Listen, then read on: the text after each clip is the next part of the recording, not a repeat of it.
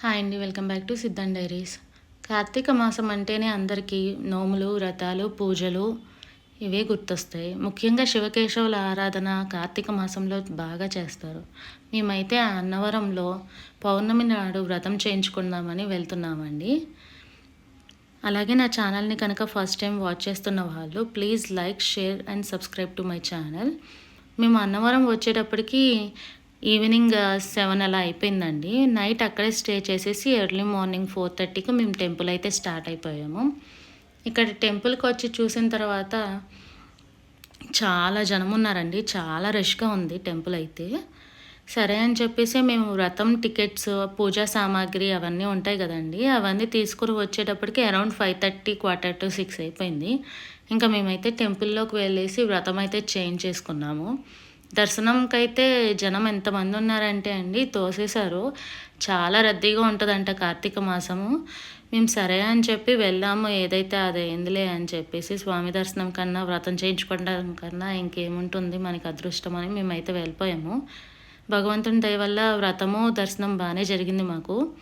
మేము ఇంకా దర్శనం చేసుకుని బయటకు వచ్చిన తర్వాత బయట ఉన్న వేణుగోపాల స్వామి టెంపుల్ దగ్గర గోమాత గోశాల ఉంది కదండి, అక్కడ గోవులకి దానా గ్రాసం అని పెట్టిచ్చేసి బయటకు వచ్చి చూస్తే ఇక్కడ టెంపుల్ ఆవరణలోనే రావి చెట్టు ఉన్నాయి. పక్కన ఖాళీ స్థలంలో చాలామంది అందరూ పూజ చేసుకుంటూ 365 ఒత్తులు వెలిగిస్తున్నారు.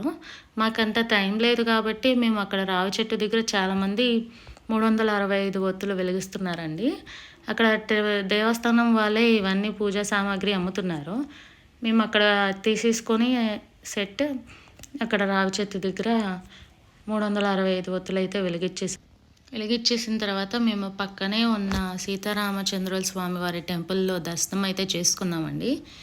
అన్నవరం టెంపుల్లో చాలా టెంపుల్స్ ఉంటాయండి. అవి మేము అక్కడ అన్నీ దర్శనం చేసుకొని ప్రసాదం అన్నీ తీసుకొని మేము వచ్చేసాము. తెలిసిందే కదా, స్వామి ప్రసాదం కూడా అంతే మహిమాన్వితమైనది, అంతే శక్తివంతమైనది. ఆయన పూజ చేసిన తర్వాత ప్రసాదం తినకుండా ఉంటే చాలా కోపం వస్తుందని మీ అందరికీ తెలిసిందే కదా. అందులోనూ వ్రతకథలో ఉంటుంది ఆ స్టోరీ. మేమైతే ప్రసాదం అవన్నీ తీసుకొని స్టార్ట్ అయిపోయామండి విజయవాడకి. ఇక్కడ పమ్మనది చూడండి ఎంత ఫుల్గా ఉందో, చాలా బాగుందండి. ఎర్లీ మార్నింగ్ మేము 8:30 మధ్యలోనే ఇంకా మంచుగానే ఉంది ప్లేస్ అంతా. అంటే హిల్ కదండి, కొండ మీద కదా, ఇంకా అలా మంచుగా ఉన్నట్టుంది.